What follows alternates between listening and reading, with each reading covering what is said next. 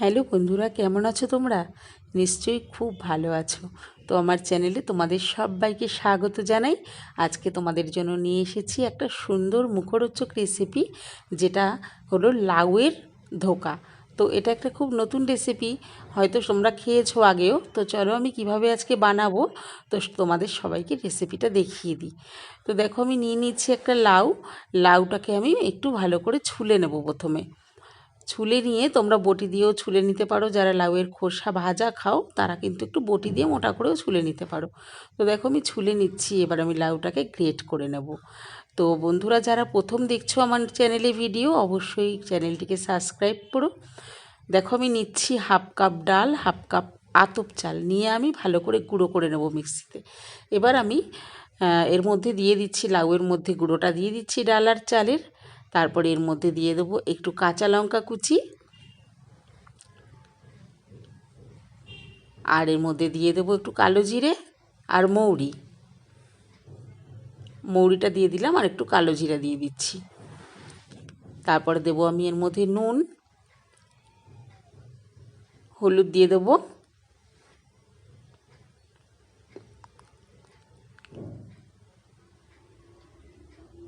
এবার একটু চিনি দিয়ে দেবো, দিয়ে আমি ভালো করে হাত দিয়ে ভালো করে মাখিয়ে নেব। খুব হেলদি একটা রেসিপি। লাউ অনেকেই খেতে চায় না, বাড়ির বাচ্চারা অনেকেই খেতে ভালোবাসে না লাউ। তো তোমরা যদি এইভাবে করে দাও লাউয়ের রেসিপিটা, তাহলে কিন্তু সবাই খুব ভালো মতো খেয়ে নেবে। আর লাউ স্বাস্থ্যের পক্ষে খুবই উপকারী, তো এটা খাওয়া খুবই ভালো। তো এইভাবে বন্ধুরা তোমরা কিন্তু বাচ্চাদেরকে বাড়িতে করে খাওয়াতে পারো। দেখো আমি মাখিয়ে একটু সময়ের জন্য রেখে দেবো, জাস্ট 15 থেকে 20 মিনিট আমি একটুখানি রেখে দেবো এটাকে, যাতে ডাল আর চালটা যেহেতু গুঁড়ো ছিল একটু ফুলে যায়। তো আমি রেখে দিচ্ছি। 15 মিনিট পরে দেখো আমার এটা কিন্তু পুরো রেডি হয়ে গেছে। এবার আমি বসিয়ে নেব একটা কড়াইয়ে দিয়ে দেবো তেল। খুব বেশি তেল দেবো না, সামান্য একটু তেল দেবো। দিয়ে আমি পুরো মিশ্রণটা এর মধ্যে দিয়ে আমি একটা ধোকা, যেরকমভাবে আমরা রান্না করি ওইভাবে পুরো পাক দিয়ে নেব।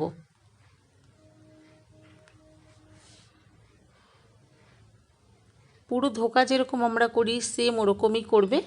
একদম পুরো এটা যতক্ষণ একটু আঠা আঠা ভাব না আসবে ততক্ষণ এটা নাড়তে থাকবে। মিডিয়াম ফ্লেমে রাখবে গ্যাসটা। ভালো করে দেখো আমি এটাকে পাক দিয়ে নিচ্ছি।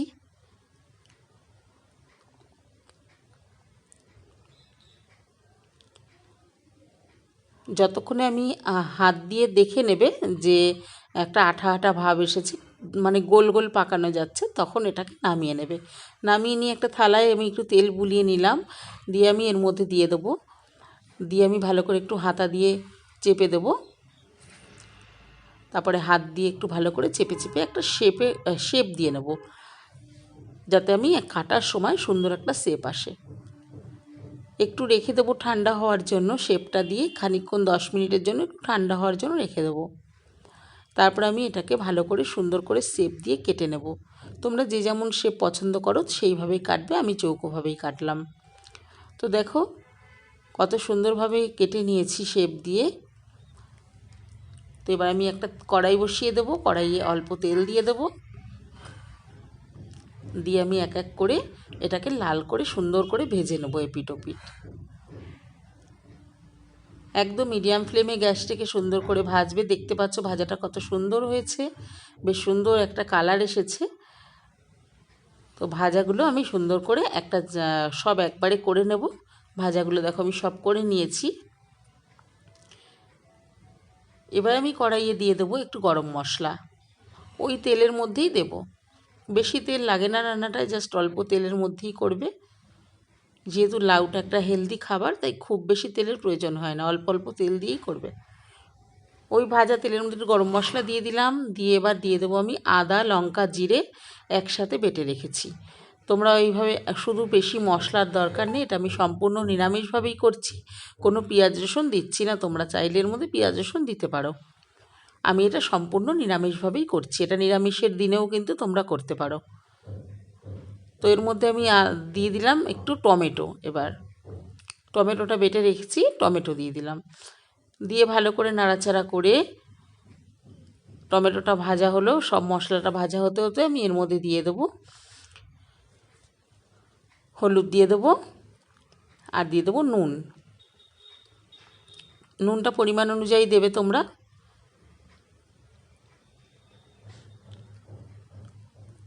ভালো করে মশলাটা কষতে থাকবো। আর দিয়ে দেবো একটু কাশ্মীরি লঙ্কা কালারের জন্য।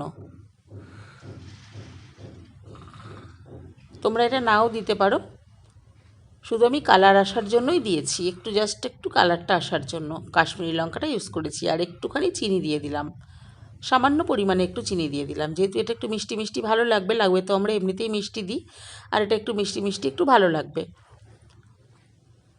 মশলাটা ভালো করে কষিয়ে নেবে। কষিয়ে নেওয়ার পরে এর মধ্যে ধোকাগুলো সব দিয়ে দেবে, লাউয়ের ধোকা ভাজাগুলো এর মধ্যে সব এক এক করে দিয়ে দেবে। দিয়ে ভালো করে একটু এপিট ওপিট করে ভালো করে একটু মিশিয়ে নেব।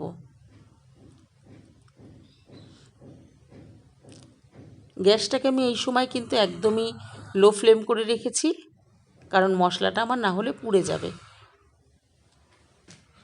এপিট ওপিট করে ভালো করে আমি ধোকার গায়ে মশলাগুলো মাখিয়ে নিলাম।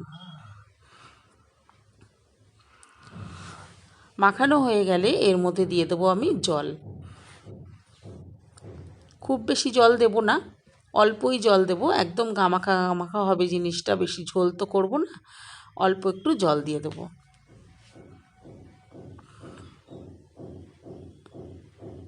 জাস্ট 2 কাপ মতো জল দিয়ে দিলাম। জল দিয়ে ভালো করে মিশিয়ে একটু সময়ের জন্য হতে দেবো, জাস্ট বেশি না, জাস্ট 5টা মিনিট, 5 মিনিটের মতো আমি একটু ফুটতে দেবো এটাকে।